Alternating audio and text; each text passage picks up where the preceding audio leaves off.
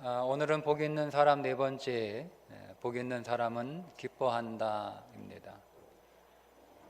하나님 말씀 묵상하고 또 기도하고 예배하면 우리 안에 기쁨이 넘칩니다. 여러분, 사랑하는 사람을 만나면 기쁘잖아요. 사랑하는 사람을 만날 생각을 하면 만나기 전부터 기쁘고, 또 만날 때는 더할 나위 없이 기쁘고, 만나고 나서도, 헤어지고 나서도 그 마음에 기쁨이 계속되는 게 사랑하는 사람들과의 만남 아닙니까? 나는 사랑하는 사람 만났는데도 아프다. 여러분, 그러면 그 사랑은 고슴도치 사랑입니다. 다가가면, 사랑해서 다가가면 찔리는 거예요. 상처받고 마음 상하고 속상하고. 그러니까 고슴도치 사랑하는 사람들은요, 그렇다고 또 헤어지지도 못하고, 그렇다고 또 가까이 가지도 못하고, 그러니까 늘 이렇게 적당한 거리를 두고 멀어지지도 않고 가까워지지도 않고, 고슴도치 사랑을 하고 있는데, 그건 사랑하는 마음은 있는데 사랑하는 기술이 없기 때문에 그래요. 마음은 있는데 기술이 모자란 거죠. 여러분, 우리가 하나님을 사랑하면 하나님의 말씀을 묵상하고, 또 하나님 앞에 우리의 마음을 전하는 기도하고, 또 하나님이 주신 것에 대해서 우리가 감사하는, 이게 하나님하고 교제하고 하나님하고 사랑하는 건데, 이 하나님의 사랑, 하나님을 사랑하는 이 묵상과 기도와 예배를 오늘 우리의 관계에 적용을 하면 사랑은 잘 들어주는 것이고, 또 잘 말하는 거예요. 그리고 감사하는 거죠. 묵상하는, 경청하는 묵상, 잘 들어주는 기도, 그리고 고마워하고 감사하는 예배. 여러분, 사랑은 잘 들어주는 거예요. 사랑은 경청입니다. 사랑은 존중하는 거잖아요. 우리가 누군가를 사랑한다라고 하는 것은 그 사람을 존중하는 것이고, 또 내가 그 사람을 존중한다라고 하는 것은 그 사람의 말에 귀 기울여 경청하는 거예요. 만약 내가 누군가의 말을 잘 안 듣고 소홀히 듣고 흘려 듣는다라고 하면 사실은 내가 그 사람을 존중하지 않는 것이기 때문에 참 사랑하고 있다라고 말하기는 어렵습니다. 사람은 상대방이 하는 말에 절반만 듣는다고 합니다. 그리고 그 들은 말의 절반만 이해한다고 합니다. 그리고 자기가 이해한 것의 절반만 믿는다고 합니다. 그러니까 내가 10가지를 얘기했어요. 10가지를. 내가 10개를 얘기했는데 그 사람은 하나만 듣는 거예요. 하나만. 근데 듣는 사람 입장에서는 잘 들은 거거든요. 다 들은 거예요. 그래서 내가 해달라는 대로 다 해줬어. 그런데 받는 사람의 입장에서는 자기는 10개를 요구했는데 몇 개만? 하나만 주니까 늘 이렇게 마음에 안 드는 거죠. 그래서 뭐라고 그러면, 내가 해달라는 대로 다 해줬는데 왜 이렇게 불만이 많냐, 뭐 이렇게 못마땅하냐 그러는 거예요. 여러분, 사랑은 경청하는 겁니다. 잘 듣는 거예요. 10개 말하면 10개를 다 듣는 거예요. 이게 경청이에요. 두 번째, 사랑은 잘 말하는 거예요. 잘 말하는 거예요. 근데 여러분, 우리가 잘 말하려면, 대답을 잘 하려면 잘 들어야겠죠? 예수님이 기도할 때 중언부언 하지 말라고 하셨는데, 근데 우리의 말이, 우리의 대화가 되게 이렇습니다. 내가 뭔가 열심히 말했는데요, 이 사람이 내 얘기를 잘 듣는 것 같긴 한데 나중에 딴소리 하는 거예요. 엉뚱한 소리.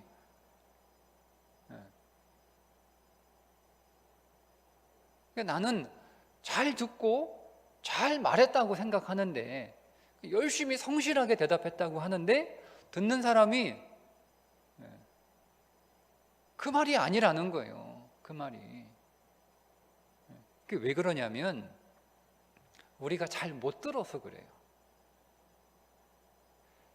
내가 누군가에게 이야기할 때 내 언어로 얘기하니까 그 사람이 못 알아듣는 거예요.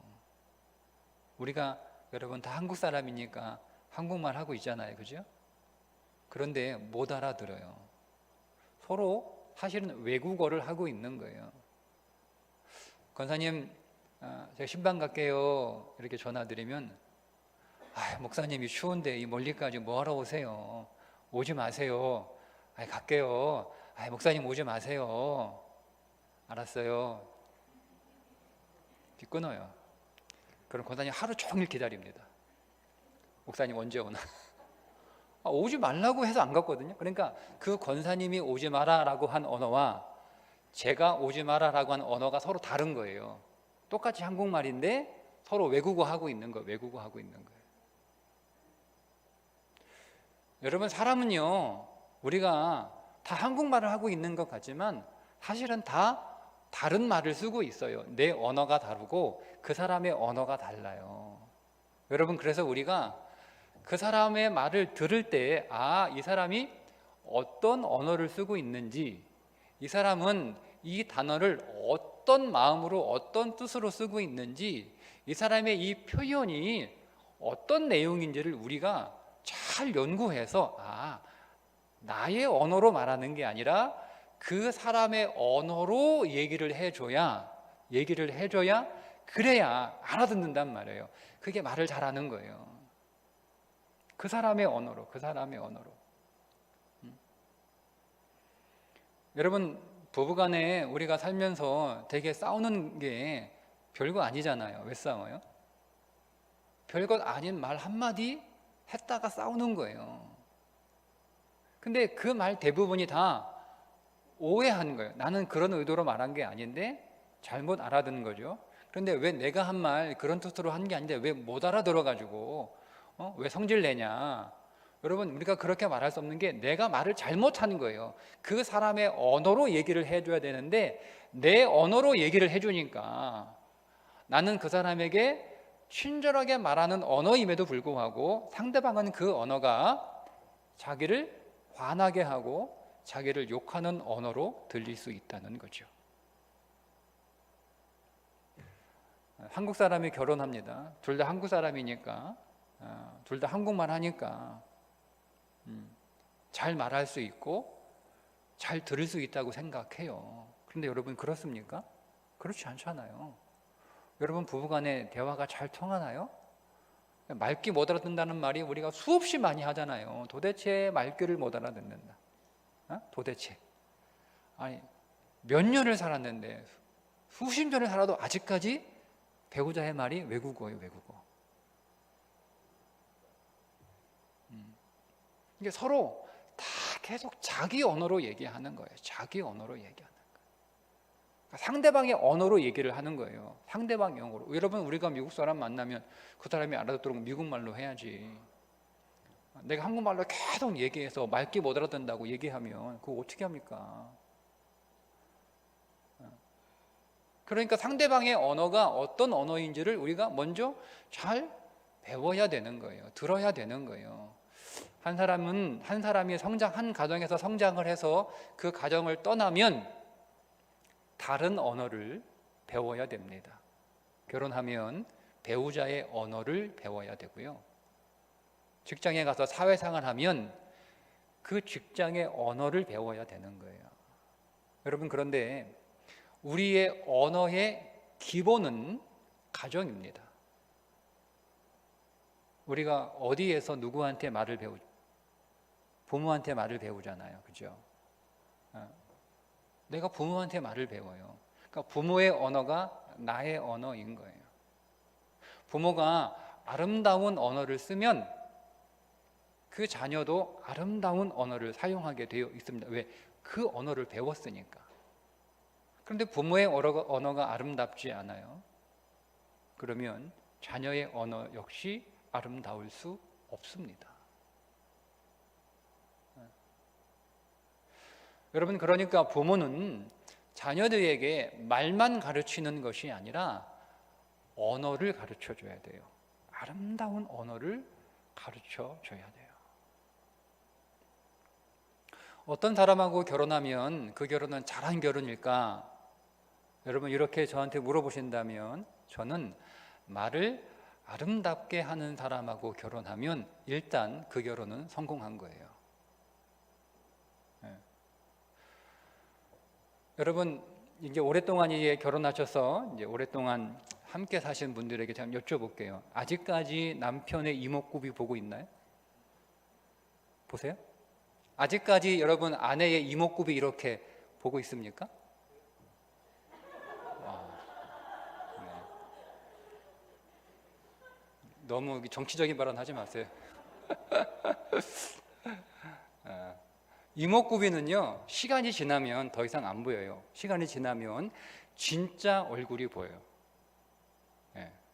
그러니까 우리 반주자 집사님의 이목구비는 진짜 얼굴을 잘 담은 이목구비라는 거죠. 네.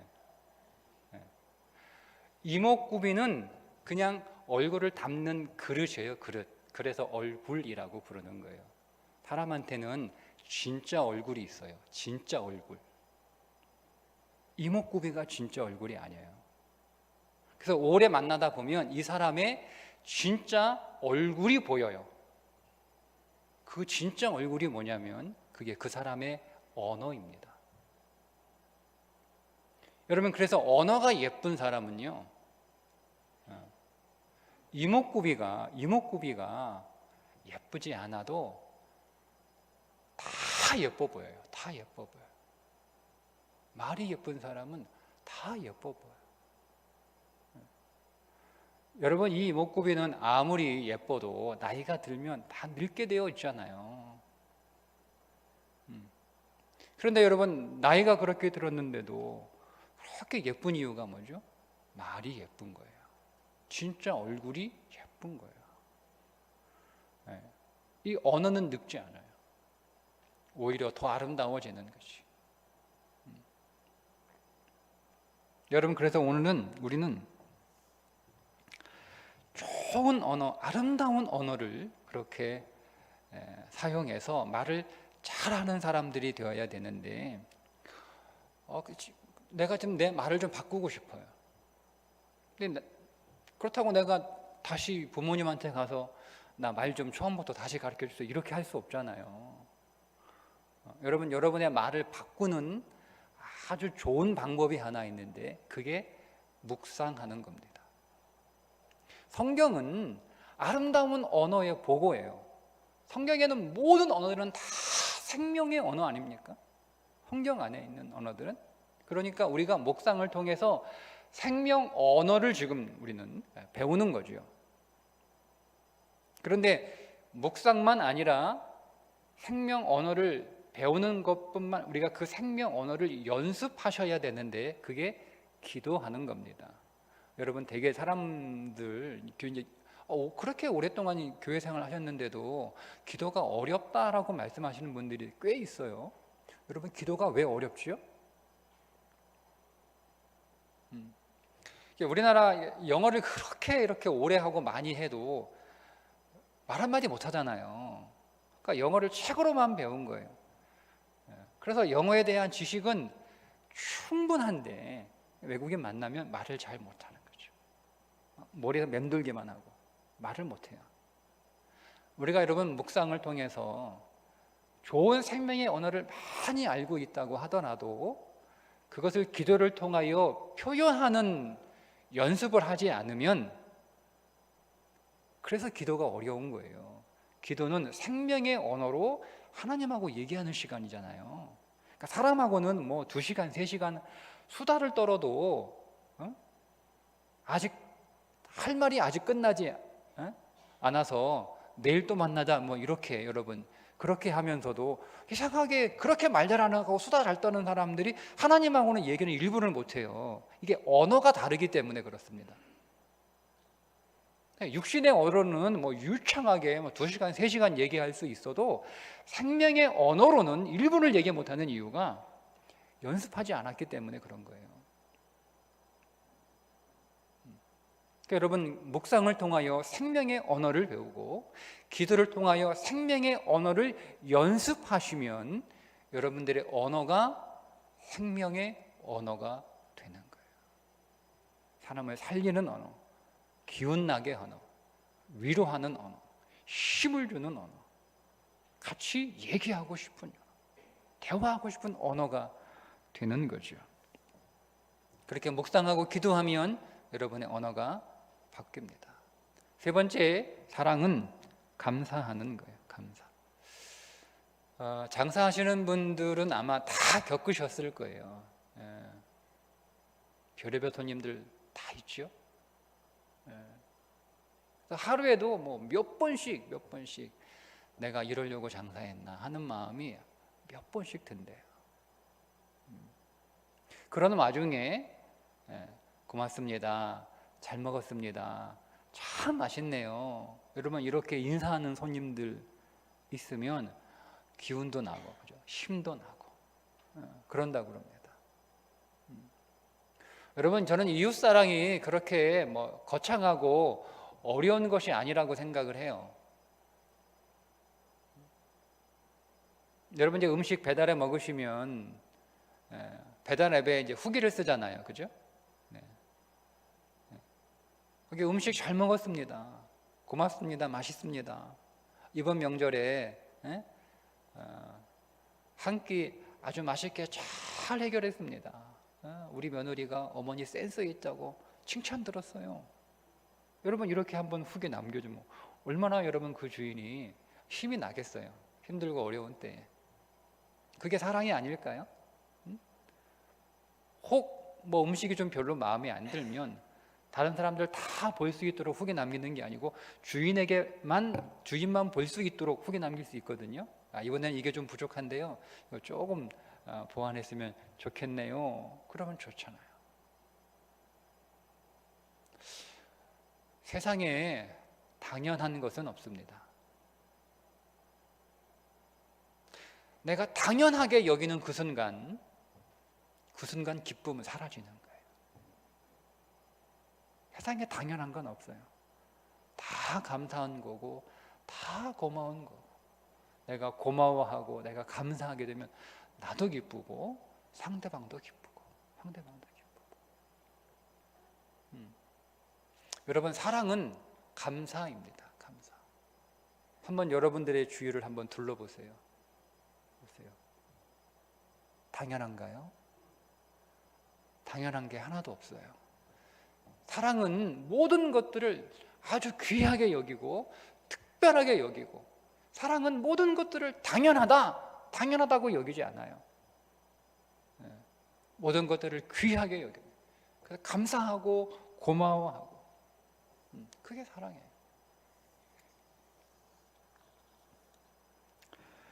여러분 이렇게 우리가 잘 듣고 또 잘 말하고 또 감사합니다, 고맙습니다 라고 이야기하면 우리 안에 기쁨이 넘치는 것처럼 우리가 하나님의 말씀을 묵상하고 하나님께 기도하고 하나님 앞에 예배하면 기쁨이 왜 안 넘치겠어요? 시편 4편은 다윗 안에 있는 기쁨이 얼마나 큰 기쁨인가를 말씀하고 있는 성경입니다. 다윗이 하나님하고 묵상하고 하나님 말씀을 묵상하고 하나님께 기도하고 하나님 앞에 예배했더니 다윗에게 찾아온 인생의 사건이 뭐냐면 자식 고난이었어요. 자식 고난. 고난 중에 상고난이죠. 여러분, 그러니 원수들이 기회는 이때다, 때를 놓쳤겠습니까? 기회는 이때다 하고 원수들이 다윗에게 악담이라는 악담은 다 쏟아붓는 거예요. 근데 원래 원수들은 원래 원수니까 그렇다 쳐도 다윗의 측근들이에요. 다윗 곁에 있는 사람들도 다윗에게 우리가 모르는 은밀한 죄가 있었나 봐. 그렇지 않고서야 어떻게 이런 고난을 당하겠어? 겉은 굉장히 거룩한 척하는데 그 속은 얼마나 썩었으면 하나님이 이런 벌을 내리시겠나. 하나님이 다윗을 떠났어. 이제 다윗은 끝이야. 이러고도 있는 거예요. 근데 여러분, 다윗이 그런 얘기를 들으면서 뭐라고 얘기하면, 아니 이 사람들은 무슨 소리야, 무슨 소리야. 내가 오늘 아침에도 하나님하고 교제하고, 내가 방금 하나님하고 교제했는데 무슨 소리야. 다윗은요, 하나님하고 교제하는 것과 자기 인생 안에 닥친 그 자식 고난을 별개로 취급합니다. 별개로 취급합니다. 다윗에게 중요한 건 하나님과의 교제의 현재성이지 자기 인생에 닥친 사건이 아니에요. 내가 지금 어떤 일을 당하고 있느냐, 그 일어나는 사건이 다윗에게 중요한 게 아니라 지금 내가 하나님하고 교제하고 있느냐, 이게 중요한 거예요. 내가 지금 하나님하고 교제하고 있으면 문제가 있어도 그건 나한테 문제가 안 되는 거예요. 그런데 내가 지금 하나님하고 교제하고 있지 않으면 문제가 없어도 내 인생은 문제인 거예요. 이게 다윗의 믿음이었어요. 그러니까 자기 인생 안에 고난 중에 고난인 자식의 반란을 지금 겪고 있음에도 불구하고 다윗은 자기 안에 있는 그 기쁨을 잃어버리지 않았던 거죠. 주께서 내게 두신 기쁨은 그들의 곡식과 포도주의 풍성함보다 더하니이다.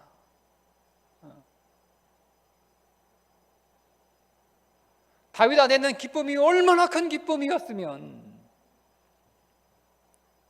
사람들의 곡식이 풍성할 때보다, 사람들의 포도주가 풍성할 때보다 더 큰 기쁨이라고 했겠어요.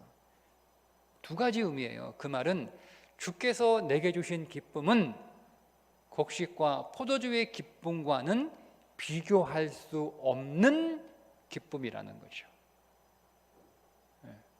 두 번째는 그 기쁨은 별개라는 거예요. 곡식이 가득 쌓여도 기쁘지만 곡식이 다 떨어져도 기쁘다는 거죠. 포도주가 가득 채워져도 기쁘지만 포도주가 텅 비어도 기쁘다는 거예요. 그러니까 다윗에게 있어서 기쁨은 곡식의 많고 적음이 아니라 하나님으로부터 흘러 들어오는 기쁨, 하나님과의 교제를 통하여 얻게 된 기쁨이 다윗에게는 가장 큰 기쁨이고 그 무엇과도 비교할 수 없는 기쁨이다라고 고백을 하는 거예요. 하나님은 오늘 우리와 교제하기를 원하십니다. 여러분, 하나님 손 안에 있는 것들은 하나님이 언제든지 주실 수 있어요. 하나님이 언제든지, 하나님 손 안에 있는 것들은 하나님이 언제든지 아무 때나 하나님이 주시고 싶으면 언제든지 여러분에게 주실 수 있어요. 그런데 하나님 안에 있는 것들은 하나님이 언제든지 아무 때나 주실 수 없습니다. 하나님 안에 있는 기쁨, 야, 얘다 내 기쁨 받아라. 여러분, 이렇게 한다고 해서 우리에게 주실 수 있는 게 아니에요. 하나님 안에 있는 것들은 하나님과의 깊고 오랜 교제를 통해서만 우리 안으로 흘러 들어옵니다. 하나님 손 안에 있는 것들은 그냥 주신다니까요. 필요하면 달라고 그러면 그래, 건강 줄게, 그래, 돈 줄게, 주신단 말이에요. 근데 하나님 안에 있는 것들은 달라요. 그분 안에 있는 그분의 성품은 야, 내 성품 가져라. 여러분, 어느 날 하나님이 인내를 주시면 여러분 안에 인내가 쑥 들어옵니까? 여러분 안에, 하나님 안에 있는 절제를 여러분이 주시면 그 절제가 어느 날 쑥 들어오나요? 그래서 어제까지는 내 안에 절제가 없는데 오늘부터 여러분 절제가 착 생겼습니까? 하나님이 내 기쁨 줄게, 옛다 받아라 그러면 그 기쁨이 내 안에 갑자기 들어오나요? 어제까지 내가 슬프다가 오늘부터는 계속 그렇게 기쁜가요? 그렇지 않죠. 하나님 안에 있는 것들은요, 하나님의 성품들은요, 그분과의 깊은 교제를 통해서만 내 안으로 흘러 들어오게 되어 있어요.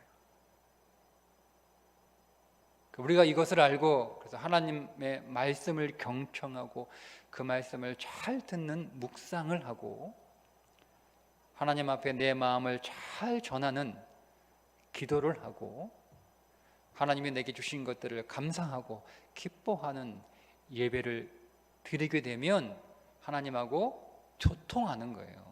하나님하고 교제하는 거예요. 그렇게 하나님과 묵상과 기도와 예배를 통하여 깊은 교제를 하게 되면 하나님 안에 있는 것들이 내 안에 흘러 들어오기 시작합니다. 하나님 안에 있는 그 생명이 내 안에 흘러 들어와요. 서서히 흘러 들어와요. 그러면 여러분, 내 안에 기쁨이 이렇게 차오르죠. 기쁨이 차올라요. 그렇게 기쁨이 차오르면서 우리 안에 생명이 차오릅니다. 같이. 그렇게 생명이 차오르면서 복도 차오르는 거예요. 여러분, 그러니까 기쁨은요, 기쁨은 복의 시작입니다. 기쁨은 우리 인생 안에 복의 씨앗이 딱 심겨진 거예요. 기쁨. 그러니까 오늘 우리 안에 그리스도 안에서 주어지는, 부어지는, 흘러들어오는 여러분 기쁨을 우리가 경험하게 되면 이제 내가 내 인생 안에 생명과 복이 시작되었다. 이렇게 믿으시면 되는 거예요. 이제 그 복이 꽃을 피우고 열매를 내. 그 씨앗이 심겨졌으니까. 여러분, 주님과 더 교제하시기를 축복합니다. 그분 안으로 더 들어가셔야 되는 거예요. 그분 안에 있는 것들이, 그분 안에 있는 기쁨이 내 안으로 더 흘러 들어오게 하셔요.